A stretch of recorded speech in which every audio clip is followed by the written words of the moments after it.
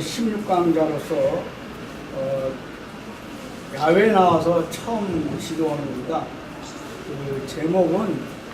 그 제목을 설명드리기 전에 먼저 제 소개드리면, 저는 단재 신채호 선생 기념사업회 공동대표를 맡고 있는 이건흥이라고 합니다. 감사합니다.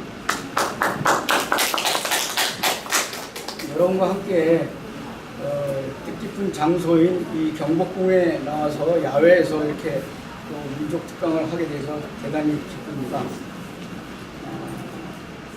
오늘 그 민족 특강 제목은 고조해 주신 고지한 내용대로 일본에 의해서 우리 경복궁 자체가 두 번 파괴되는데, 그 두 번 다 너무 참 처참하게 파괴가 됐습니다.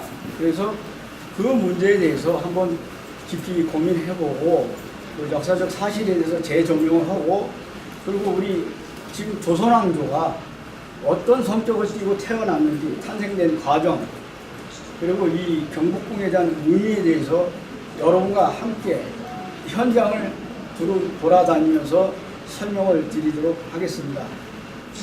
먼저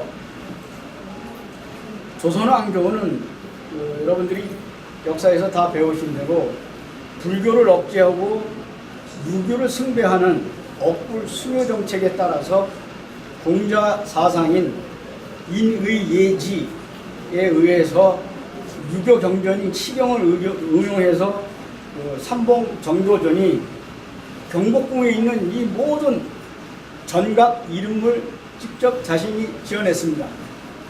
다시 말씀드립니다. 이건 공자 사상에 의한 기초에서 조선왕조 500년 역사가 유교에 의해서 탄생된 과정을 설명드립니다.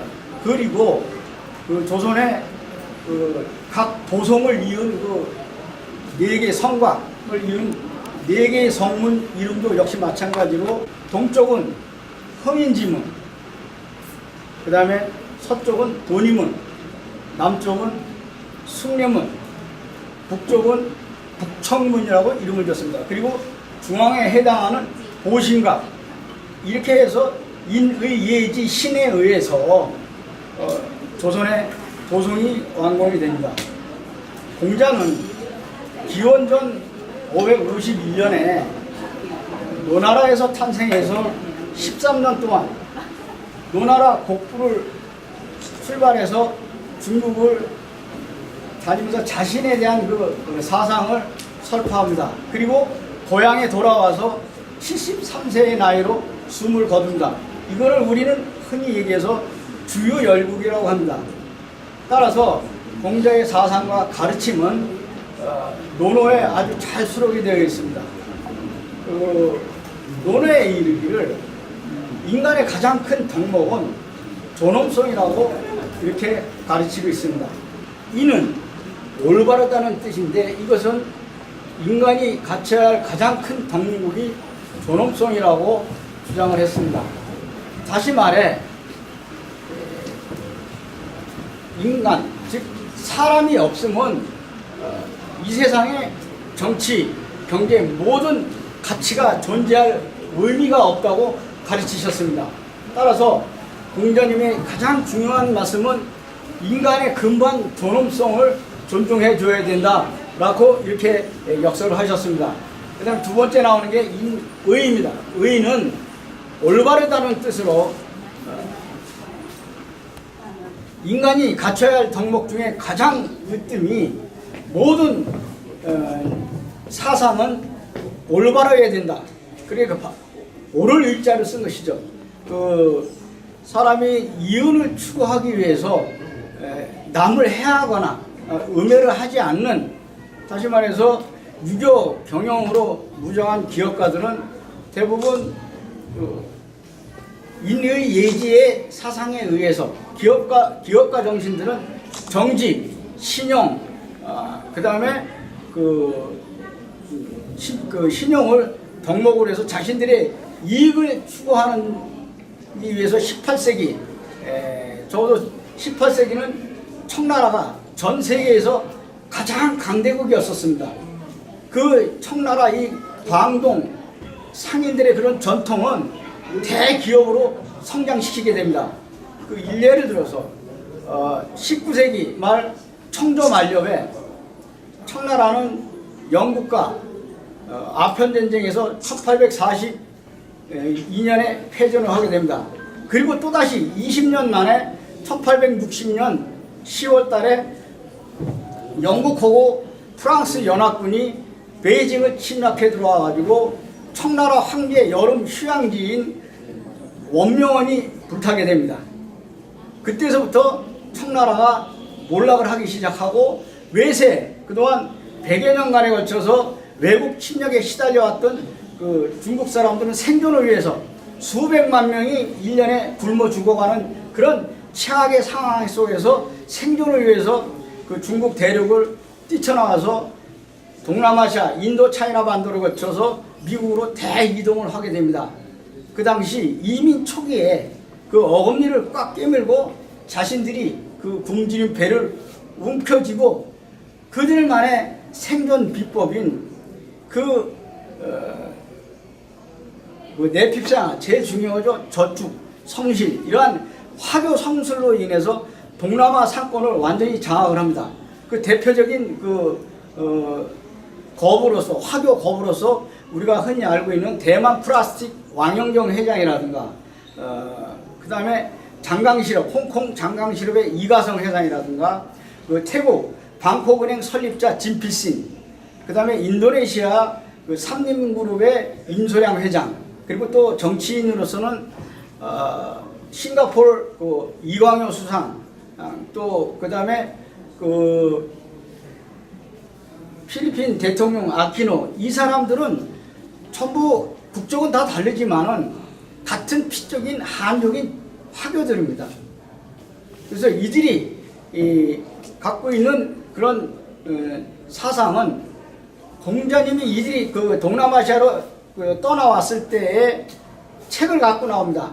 공자님이 말씀이신 그 논어, 그 다음에 사서상경을 갖고 나옵니다. 그래서 그 화교의 그 대기업가들은 그 공자님 사상 말씀, 공자님의 말씀에 따라서 그들이 그 추구하고자 하는 이윤을 추구하는 데 있어서 올바른 의의가 반드시 갖춰져야 된다라고 강조를 했고, 그 말씀에 따라서 윤리 경영을 갖다가 성공시켜갖고 오늘날 큰 기업으로 대성공하게 되는 그 비결이 됩니다. 근데 21세기 들어와서 그 세계 경제 주도권을 장악하고 있는 미국의 경제 발전이라는 것은 치열한 경쟁 속에서 무한 이윤을 추구하는, 그야말로 그 이익을 위해서라면 수단과 방법을 가리지 않는 이러한 비윤리적인 그런 천민 자본주의가 낳은 폐해가 환경 파괴라든가 또는 그 빈부 격차의 극심한 그 문제를 낳게 됩니다. 그 다음에 인의 예제, 예는 올바르다는 뜻으로서 사람들이 그 예절이라는 것이 얼마나 중요하고 신비로운지, 현대 사회를 살아가는 이 예절에 대한 그 힘은 대단한 신비로운 힘을 갖고 있습니다. 예를 들어서 우리나라 그 직장 동료들이 관원상제 때 그 부주를 한다거나 직장 동료가 상을 당했을 때에는 함께 장례식장에 참석을 해서 조문을 해주는 이런 풍경은 전 세계 다른 기업에서는 찾아볼 수 없는 현상이고, 또 서양 사람들이, 외국인들이 가장 부러워하는 것이 이 우리의 그 조문 문화이고 관원상제에 대한 그런 문화인데, 이것은 엄청난 힘을 발휘하게 됩니다. 그 다음에 인의예지의 그 지자는 그 배움을 통해서 지혜를 얻는다는 그런 말입니다. 그것은 곧 공자님의 그 말씀이신 논어 첫 구절에 그런 말이 나옵니다. 학이 시습지, 학이 시습지는 그 불력 설호라. 이 말은 뭐냐면 배우고 익히니 즐겁지 아니한가. 그래서 공자님이 말씀하시기를 공부가 가장 중요하다. 그러니까 따라서 인간은 누구나 다 배워야 된다고 강조를 하셨습니다. 이러한 사상을 바탕으로 해서 중국에서조차도 극찬을 아끼지 않았던 퇴계 이황의 이기 이원론이라든가 사단 칠정론이라는 학문은 그 성리학의 본고장인 중국에서도 그 유래를 찾아볼 수 없을 정도로 정밀하게 전개가 됩니다. 이 사단 칠정론이라고 하는 것은 그 사단 그 네 가지 인의 예지의 그 네 가지 사상을 가지고 사람을 다스린다는 뜻이죠. 칠정이라 하면 7가지. 그러니까 사단 칠정이 인의 예지의 사단과 칠정이라고 하면 신호, 애우, 애오고요. 그러니까 다시 말해서 기쁨, 슬픔, 노여움, 두려움, 그다음에 사랑, 미움, 욕망, 이러한 칠정이라는 그런 이론적 토대는 중국에서도 찾아볼 수 없죠. 가장 그 위대한 사상이 됩니다. 그래서 인간이 갖춰야 될 가장 큰 덕목은 사단, 올바른 정신을 갖고 사람을 대해야 된다, 그런 뜻이죠. 그래서 칠정이라 하면 7가지 사람의 감성을 가리키는 말이죠. 그래서 사람은 우리가 흔히 얘기하는 사람의 감정 변화를 통해서 질병을 치료하는 수단으로다 한의학에서는 칠정론을 가지고 수암등이라든가 수암침을 통해서 이게 많은 질병을 고치는 사례가 있습니다. 이와 같이 이런 고급스러운 사단 칠정론은 바로 퇴계 이황과 호남의 이름 없는 그야말로 자식 연배인 무명의 선비인 고봉 기대승하고 8년간에 걸쳐 32번의 편지를 주고받으면서 우리의 조선 사상사를 엄청나게 발전시키게 됩니다. 미국 하버드 대학이라든가 일본 동경대학, 중국의 베이징 대학에서는 지금 동양학과에 퇴계 이황학과가 지금 있을 정도로 성리학의 대가이신 퇴계 이황 선생님은 프랑스 또 내지는 독일 전 세계가 인정해주고 있습니다. 따라서 우리의 이런 학문적 높은 수준을 중국 사람들은 우리나라에 대해서 우리 민족의 학문적 우수성을 인정을 해서 우리 민족에 대해서 해동소중하라, 다시 말씀드리면 동쪽의 작은 문명국이라고 했습니다. 그것은 중국 사람들은 자기네 민족만 사용하는 중화라는 단어까지 써가면서 우리 민족에 대해서 경의를 표했던 것입니다. 지금 아까 말씀드린 대로 이와 같은 이 사단 칠정론을 가지고 결국은 조선 왕조가 건국이 되게 됩니다. 그래서 우리 공자님 말씀에 의해서 지금부터 제가 드리고자 하는 얘기는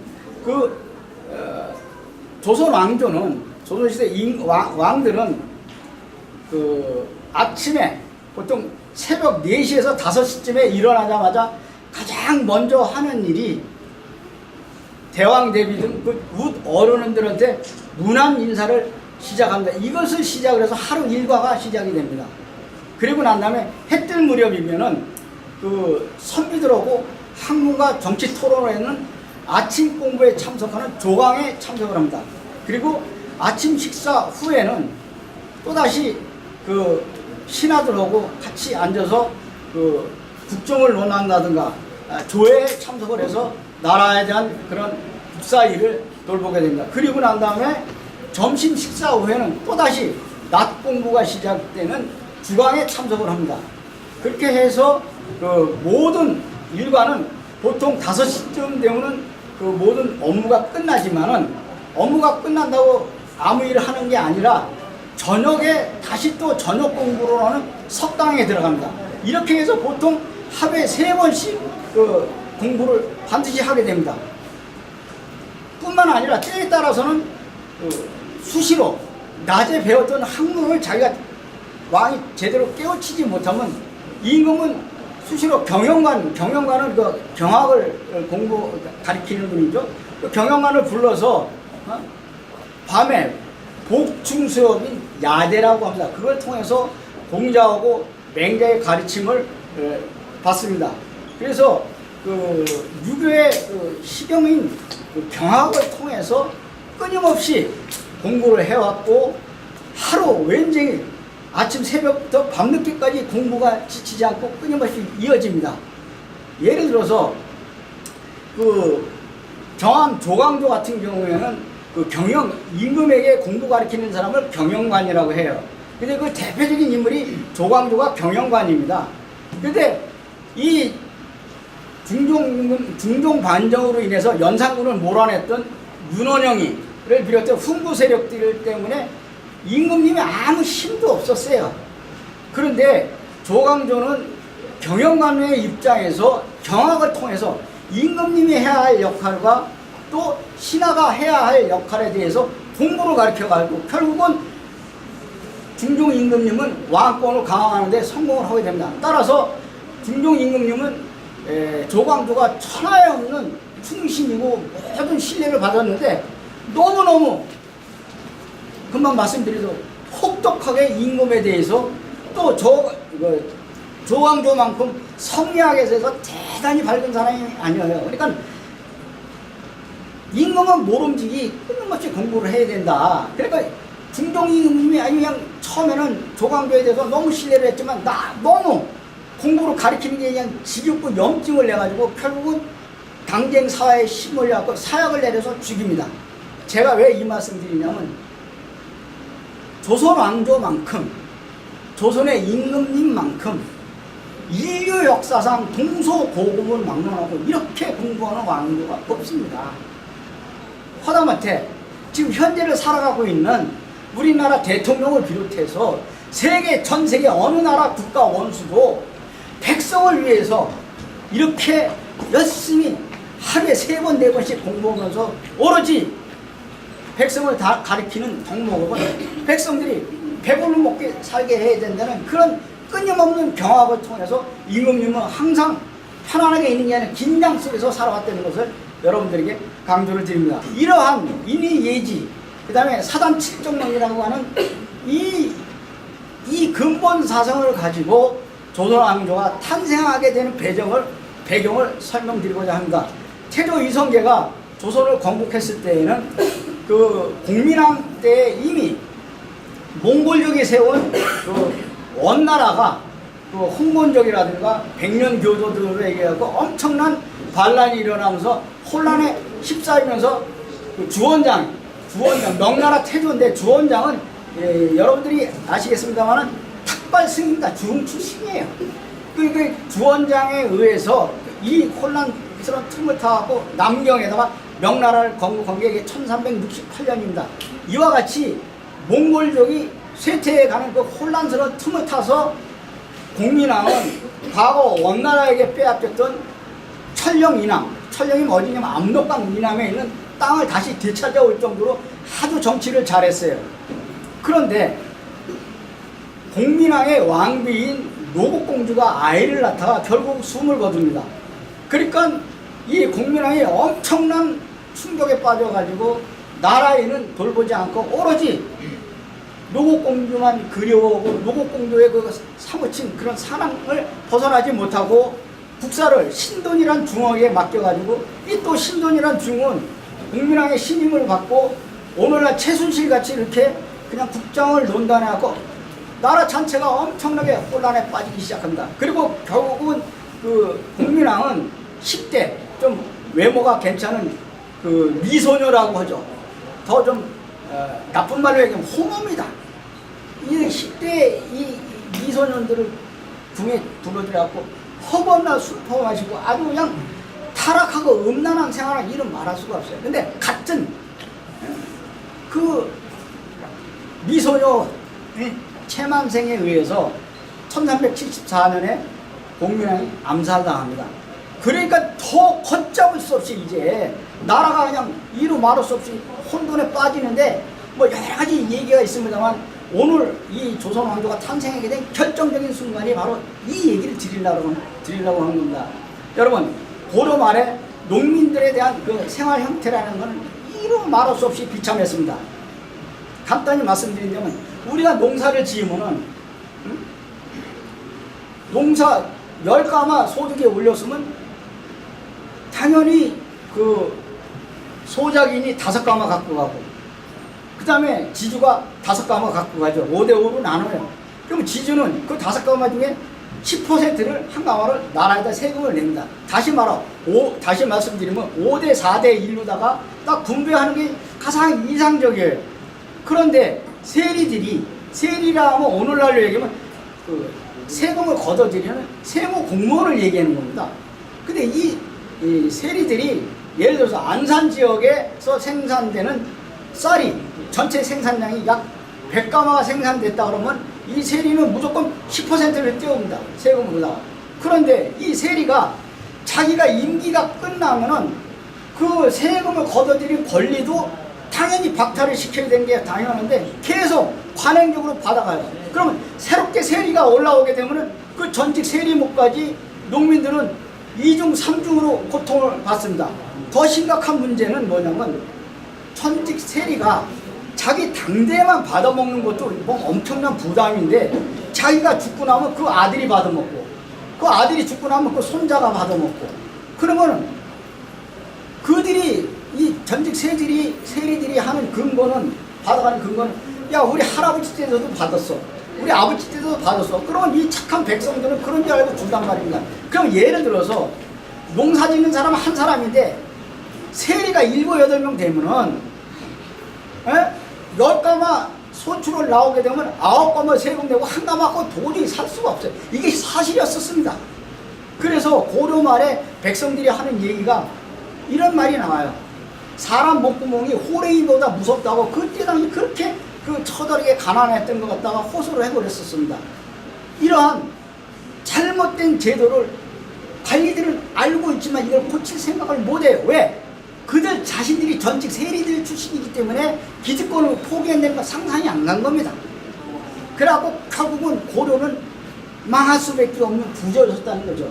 근데 여기서 잊어버리지 마십시오. 여기서 등장하는 인물이 바로 포은 정몽주라는 분이 등장을 합니다. 그래서 이런 세제 개혁을 하고 이건 이 조선에 대한 이제 고려 왕조가 이건 망할 수밖에 없다. 그래 이건 하루속히 이걸 개혁을 해야 되는데 그 개혁할 수 있는 인물이 바로 삼봉정도전이라고 꼽은 겁니다. 왜? 삼봉정도전은 성품이 강직할 뿐만 아니라 그분이 학문이 출중해요.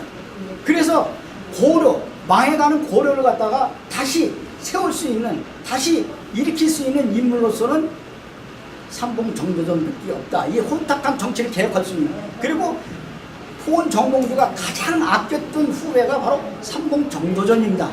그래서 따라서 정도전이가 대학자로 그리고 성리학의 대가로서 대사상으로 성공할 수 있었던 것은 바로 포은 정몽주의 신뢰였었습니다. 그런데 삼봉정도전은 25살 때 아버지가 돌아가시고 6개월 만에 어머니까지 돌아가십니다. 주초상이네. 그러면 그 당시 성리학에 의해서 부모가 돌아가시면 3년간 심여살이랍니다. 심여살이라는 거 여러분 다 아시겠지만 3년 동안 아무것도 안 하고 묘소 앞에서 참배를 올리는 그런 예를 하는데 3년 동안 이 공백 시간을 갖다가 어떻게 보낼 것인가. 그럴 때 마침 포은 정몽주가 맹자라는 책을 전해줍니다. 이 맹자를 책을 전해주면서 역사가 바뀌게 돼요. 여러분 이 맹자라는 책을 삼봉정도전은 하루에 한 페이지도 안 읽어요. 반 페이지만 딱 읽으면서 읽고 또 읽고 완전히 외우고 숙지를 해하고 3년간 통달을 합니다. 근데 이 맹자라는 책은 어느 정도 과격한 책이냐면은 오늘날로 얘기하면 칼 마르크스의 공산주의 이념보다 더 혁명적인 사상입니다. 그 맹자 책에 의하면은 임금도 백성을 돌보지 않고 국정을 농락시키면은 반정을 일으켜서 가차없이 임금도 갈아치워야 한다는 이게 어마어마한 과격하고 혁명적인 책입니다. 이것을 삼봉정도전이 3년 동안에 완전히 꿰뚫고 있다 보니까 정도전이는 맹자 책에 의해서 맹자가 가리킨 대로 의해서 맞다 바로 이것이다. 고려 왕조가 이렇게 썩어버린 이 고려 왕조가 다 뒤집어 엎고 새로운 나라를 세워야 한다고 합의가 돼서 결국은 이성계하고 조선왕조를 건국하게 됩니다. 따라서 이 삼봉정조조는 평생 전쟁터에서 싸움만 해도 이 무장을 갖다가 찾아갑니다. 어디로? 한경도 함주막 저 요동땅 근방으로 청신만고 그때 찾아와갖고 이성계하고 같이 토론을 합니다. 지금 현재 돌아가는 고려 왕조의 이 썩어빠진 이 현실에 대해서 이걸 개혁을 해야 되는데 앞으로 어떻게 될 것인가 같이 동참하자. 그래갖고 그 시대의 아픔을 같이 토론하면서 술을 마시면서 밤새도록 며칠 몇 날을 갖다가 걱정하고 토론을 해서 그 당시에 그 과정 속에서 태조 이성계는 삼봉정조전이 큰 높은 학식에 대해서 감탄을 합니다. 그러므로 조선왕조는 신진 사대부들에 의해서 정조전을 비롯한 그 사대부들과 이성계와 조영구 장군을 비롯한 그 무장들이 같이 결합이 돼서 결국은 조선왕조가 건국이 되게 됩니다. 그 당시 삼봉정조조는 이 썩어가는 고려 왕조를 갖다가 뒤집어 엎고 새로운 나라를 세워야 한다는 급진 개혁파가 있었고, 또 한편에서는 고려 왕조를 그대로 유지시키되 내부적으로 개혁을 하자는 온건 개혁파인 포은 정몽주가 맞서게 됩니다. 근데 처음에는 포은 정몽주가 정조전의 개혁에 대해서 적극적으로 지지를 하지만은 정조전이 왕을 갈아치고 새로운 나라를 건국한다는 것은 이거는 모반이고 반란이다. 이건 도저히 내가 받아들일 수가 없다.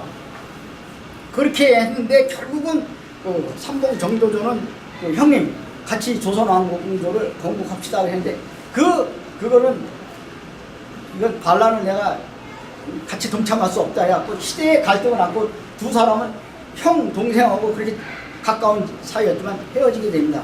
근데 태조 이성계는 포은 정몽주의 그런 아주 높은 학식 때문에 그분은 최고의 학자로 존중해 왔습니다. 그리고 모든 것을 다 바쳐서라도 포은 정몽주하고 함께 조선 왕조를 건국하기를 간절히 바라고 또 바라고 설득을 했습니다만은 포은 정몽주는 어진 신하는 두 임금을 섬기지 아니하고 연료는 두 남편을 섬기지 않는 법이라고 거절합니다. 그러자 이성계의 셋째 아들 방언이는 어린 시절서부터 포은 정몽주한테 학문을 스승이에요.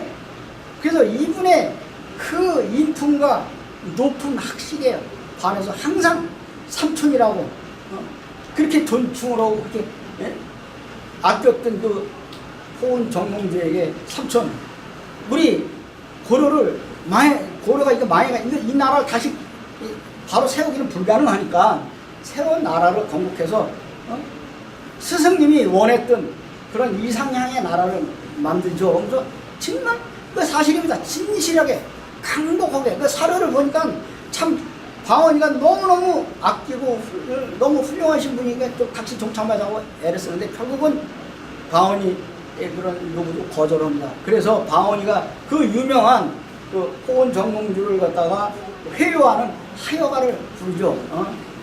이런들 어떠하리 저런들 어떠하리 만수산 드럼치기 얽혀진들 어떠하리. 우리도 이와 같이 천년만년 정몽주가 단신가로다가 화답을 하잖아요. 이 몸이 죽고 주고 일백봉 고쳐주고 백골이 질토돼도 넋이라도 있고 없고 임양한 일편단심이야 가실 줄이 있으랴. 그런데 거기에 포은 정몽주의 어머니 박시부인이 기가 막힌 시를 지어줍니다. 왜냐하면 이 박시부인도 너무 인품이 훌륭하신 분이에요. 그래서 아들이 곧 죽음을 당할 것이라는 걸 미리 예고를 하고 아들한테 시를 지어줍니다. 이 시가 아주 참 앞을 내다본 기가 막힌 시입니다. 까마귀 노는 곳에 백로야 가지 마라. 성난 까마귀 흰빛을 내어나니. 아니 까마귀가 하얀빛을 내면 어떻게 됩니까?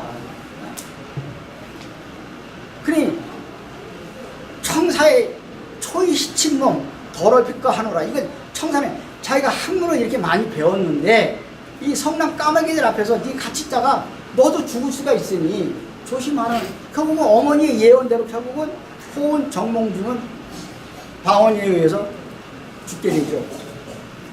자, 우리는 여기서 또 중요한 것이 역사는 누가 쓰느냐에, 누가 기록하느냐에 따라서 인물평가는 완전히 달라집니다. 호은 정몽주는 우리가 배우기를 고려왕조를 끝까지 지키기 위해서 죽음을 선택했다. 이거 맞죠? 틀리는 얘기가 아니에요. 그러나 삼봉정도조는 권력 싸움에 밀려서, 세력 싸움에 밀려서 결국은 죽임을 당했다. 이건 아니에요. 이건 잘못된 겁니다. 이렇게 해서 조선왕조실록에 기록이 되어 있습니다. 사실. 자, 지금 새로운 나라를 건국했는데 집권 세력들은 또다시 조선왕조를 지키고 목숨을 걸고 목숨을 바쳐서 지킬 수 있도록 또다시 호은 정몽주 같은 인물이 필요했던 겁니다. 그런데 방언이를 비롯해서 이 사람들은 삼봉정도전이 조선왕조를 건국해갖고 최고 1등 공신이라는 잘 안단 말이에요. 그렇지만은 나라가 잘못 통치를 하게 되면 나라를 갖다가 뒤집어 엎었고 또 새로운 나라를 세웠던 고려가 망한 게 바로 삼봉정도전에 의해서 망했는데, 또다시 삼봉정도전 같은 인물이 나오게 되면은 조선왕조의 왕이 제대로 정치를 못했을 땐 반정을 일으켜서 또 뒤집어 보면 어떻게 될 것이냐라는 이런 상당한 부담을 갖고 있었기 때문에 삼봉정도전은 역적으로 몰아서 죽일 수밖에 없었던 겁니다. 그렇게 많은 고생을 하고 했었지만, 그래 어찌 보면 삼봉정도전은 상당히 억울한 면이 있죠. 이따가 제가 또 시간이 났지 안 났지 모르겠습니다만 미리 말씀드리는데, 삼봉정도전으로 하려온 백운영 이 사람들이 죽은 데가 여기서 있어요. 또 한국인보사 밑에 내려가면 지금도 있습니다. 그 건물이 옛날 건물. 지금도 그게 맞는지 저는 정확하지는 않습니다만 그 자리인 건 분명해요. 여기 얼마 안 떨어져 있습니다. 그래서 결국은 삼봉정도전은 그렇게 새로 조선 왕조를 건국을 했음에도 불구하고 억울하게 죽임을 당하게 됩니다. 그런데 삼봉정도전은 조선 경국 발행을 합니다. 근데 이 조선 경국은 뭐라냐, 이성계가 좋다. 내가 나라를 세운다 하더라도 나라를 어떻게 통치할 거냐. 난 싸움만 했는데. 그러니까 그거 걱정하지 마십시오. 법전을 만들면 됩니다. 누구에 의해서? 아까 말씀드린 인의예지 사단 칙정론 공자 사상에 의해서 이걸 만들면 됩니다. 그걸 내가 만들게요 해서 만든 게 바로 조선 경국. 오늘날로 얘기하면 헌법이죠. 나라에 법이 없으면 무질서해지니까 이 헌법을 조선 경국 대전을 만들었던 게 결정적 타격을 입어가지고 삼봉정도전이 죽음을 당하게 됩니다. 근데 이 경국이라는 책은 고려 왕조가 너무 힘이 세고 왕권이 강하다 보니까는 왕에 대한 힘을 철저히 제약을 시킨다. 여러분, 조선 왕조 500년이 지금 현재인의 우리나라 대통령 중심제보다 더 힘이 없어요. 신하들이 나와서 아니되옵니다 하면은 못해요. 예? 무식하게 전두환이 같은 이런 꿈도. 그러니까 항상 아까 말씀드린 대로 인간의 덕목은 인간의 존엄성을 지켜야 된다고 끊임없이 하루에 3번씩 그냥 세뇌 교육을 시키는데 어떻게 합니까 그렇게.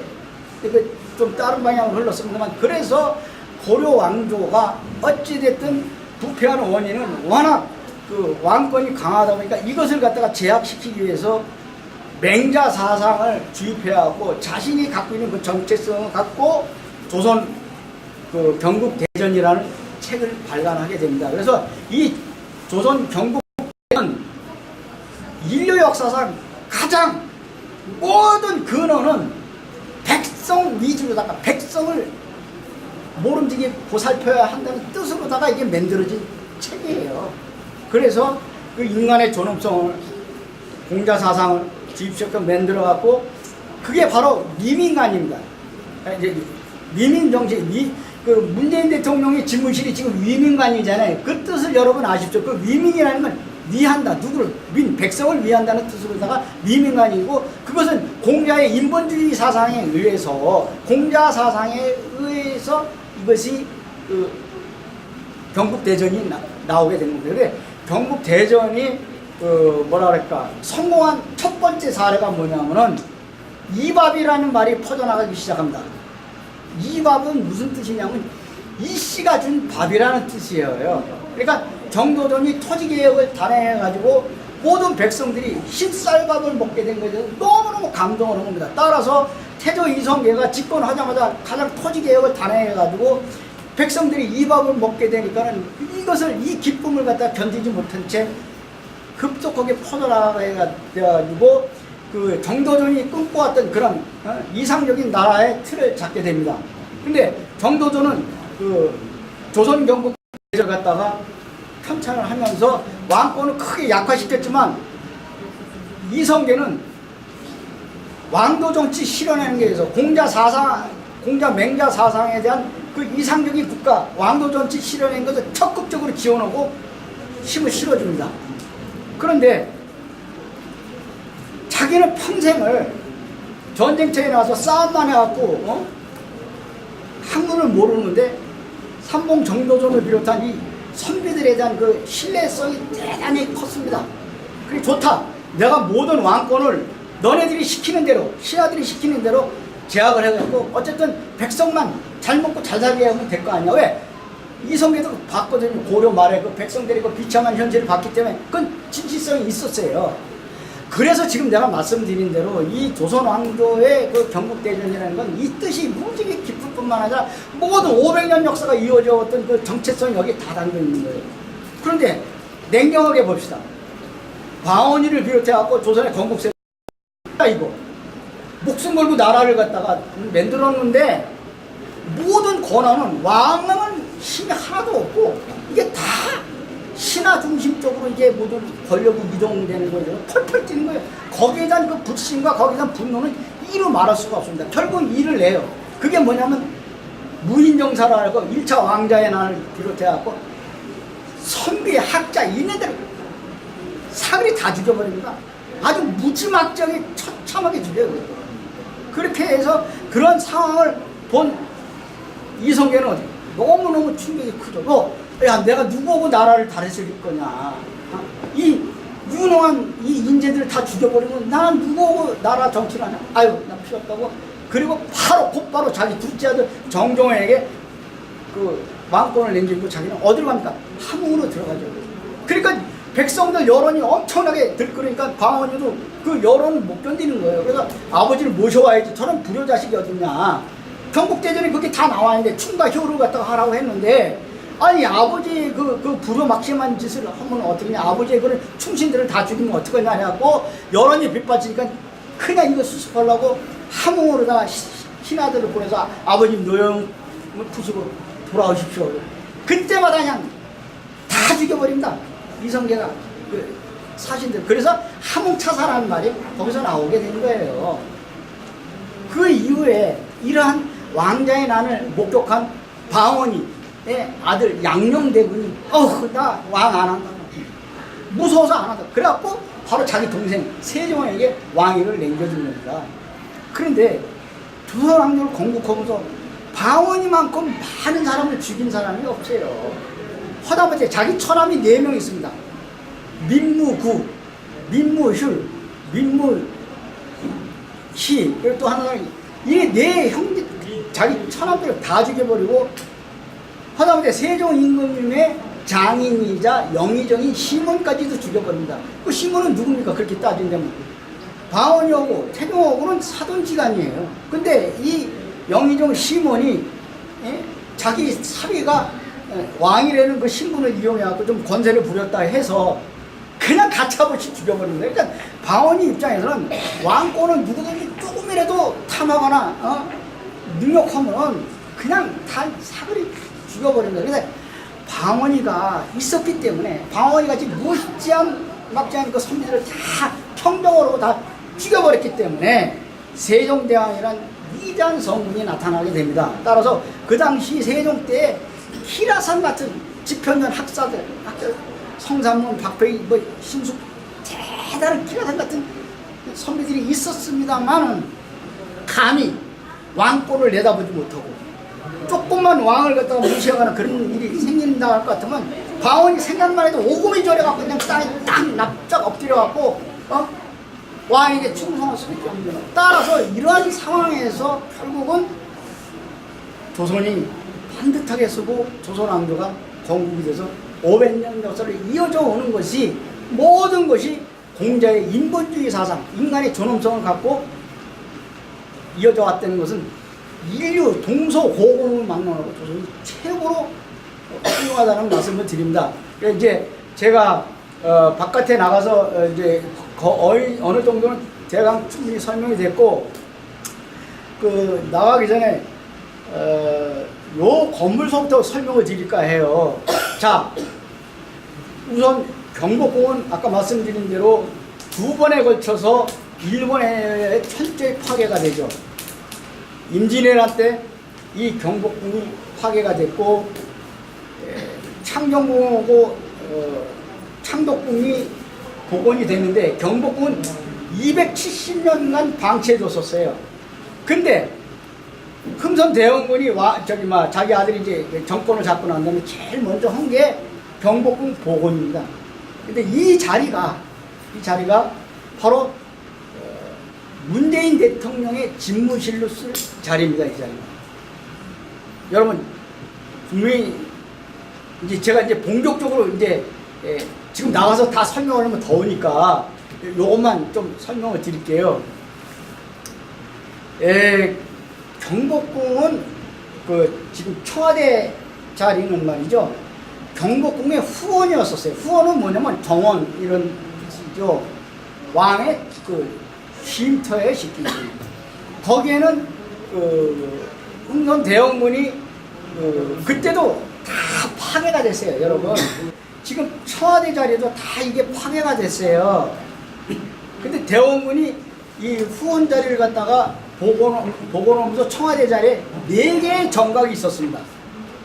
그 중에 그 융무당하고 융문당이란 2개의 정각은 뭐냐면, 인제 등용의 그 관문인 과거 시험 보는 데가 융문당입니다. 융무당은 묵가시험, 그리고 이제 군사들 거기서 훈련하고 그랬어요. 근데 일본어들이 이 융문당하고 융무당을 갖다가 일본 사찰에다 그냥 갖다 줬어요. 그리고 무엇보다도 여기 거기 사진에 나와 있는 대로 그거 해방되자마자 찍은 사진입니다. 내가 이따 또 가서 현장에서 또 설명을 드리겠는데 500여 개의 건물이 있었어요. 경복궁이, 대원군이 태조 이성계 때는 한 300여 개의 건물이 있었습니다만 여기 한 500여 개의 건물이 있었어요. 흥선 대원군이 중건했을 때, 복원했을 때. 그런데 해방되니까 40개 건물밖에 안 남아났어요. 제가 여기 넘어가면 저희 대신 고등학교가 있어요. 중고등학교인데 제가 거기 출신입니다. 근데 옛날에 여기 40톤로 뚫리기 전에 여기 넘어가고 여기서 축구하고 그랬어요. 여기 운동장에 허벌판이 이거 한번 보십시오. 얼마나 처참한가. 네? 아니 500개가 넘는 건물 중에서 40개만 남았다면 아무것도 없는 거 아닙니까? 일본이 이렇게 철저하게 파괴를 해놨습니다. 그래 다시 또 돌아와서 말씀드리면, 그래서 그 조선 총독 관저로 썼습니다. 다 부셔버리고 거기 청와대 자리에. 예? 그래서 그 이후에 4개 정각 중에 하나가 경무대입니다. 그래가지고 이승만이가 집무실로 써갖고 경무대라는 자리가 계속 이어진 거예요. 그래갖고 일제의 조선 총독 관저로 썼던 청와대 자리가 해방이 되고 난 다음에 미 군정사령관 하지 장군이 그 관저로 썼습니다. 그리고 1948년 대한민국이 들어서면서 이승만이가 그 관저로 경무대를 쓰고 쭉 이어져서 오늘에 이르는 거예요. 그런데 여러분, 이 청와대 자리는 말이죠, 경복궁을 이렇게 내려다보는 형태입니다. 일단 한번 잘 보세요. 그런데 경복 그 조선 총독 관저가 조선의 왕실보다 더 높은 곳에 있기 때문에 자기네들이 더 조선 왕실을 갖다 깔아뭉갠 거예요. 쉽게 얘기하면 그런 깊은 뜻이 있습니다. 에? 따라서 어떤 불행이 왔는가 하면 역대 대통령 이후 풍수지리설에 의해서 조선 왕실의 왕기를 억누르고 있는 이런 형태이기 때문에 역대 대통령들이 다 불행했습니다. 100%에 지금. 예? 자, 이승만이 어떻게 했습니까? 4.19 학생혁명으로 쫓겨났어요. 윤보선이 어떻게 됐습니까? 박정희 5.16 쿠데타로 쫓겨났어요. 박정희 어떻게 됐습니까? 12.6 사태로 뒤졌어요. 예? 총 맞고 죽었단 말이에요. 전두환이 노태우, 이명박, 박근혜 다 깜빵 갔잖아요. 노무현 대통령 자살했잖아요. 김영삼 대통령, 김대중 대통령 그 아들들 어떻게 다 구속됐어요. 한 사람도 온전한 사람이 없어. 여러분 이게 그냥 우연의 일치일까요? 난 그렇게 안 봅니다. 내가 너무 과대하게 설명한 것 같지만 이거 사실이에요. 그러다 보니까 문재인 대통령도 나중에 그런 불행을 안 당한다는 보장이 없어요. 따라서 나도 절대 그렇게 되면 안 되죠. 내가 얼마나 우리 문재인 대통령님을 사랑하는데, 그러나 통계에 의하면 그렇게 나와 있는데 이거 자지러지지 않겠냐고. 해방이후 지금까지 한 사람의 대통령 또 내지는 후에 감옥 가거나 죽거나 비명 행사하고 아니면 자식들이 감옥 가고 이게 쉽게 볼 상황이 아니에요. 그래서 우리 1700만 촛불 시민혁명으로 탄생된 문재인 대통령이 약속을 했어요. 청와대 이거 이사 가겠다. 어디로? 광화문으로 집무실 옮기겠다. 했는데 바로 여러분이 계신 이 자리가 대통령님 집무실로서 자리입니다. 근거를 얘기했겠네요. 자, 여기서 여기 앞에 보이죠? 나가면 서울 청사 보이잖아요. 직선으로 걸어서 5분이면 가요. 100m 거리밖에 안 돼요. 지하에 뚫고 나면 대통령 얼마든지 다닐 수 있어요. 여기 집무실을 쓴 계획입니다. 그러니까 여러분 오늘 여기 오신 분들은 이것만이라도 충분히 관악산 그 화산이 남산을 갖다 목록산을 불쏘서게 삼아가지고 경복궁을 불질러낸 그런 형태란 말이에요. 딱 풍수지리적으로. 그런데 이것을 어떻게 제어할 것인가 고민하다가 불을 막아야 되겠다. 그 방법이 없는가 해서 찾아낸 게 바로 광화문, 이게 경복궁의 정문이죠. 광화문 앞에 양옆에 뭐냐면 해태상이 있습니다. 해태상은 옛날부터 우리 민족의 고유인데 불을 막고 재앙을 막아주고 신수라는 건 귀신 진짜 동물사 그 상상의 동물이죠. 그래서 우리 민족에는 그 악귀를 쫓는 그 영물로 다 인증해서 광화문 앞에 해태 2마리가 딱 버팅겨갖고 관악산의 화기를 이 해태들이 딱 빨아먹게. 그 옛날 그 중국 고전에도 나와요. 해태는 상상의 동물입니다.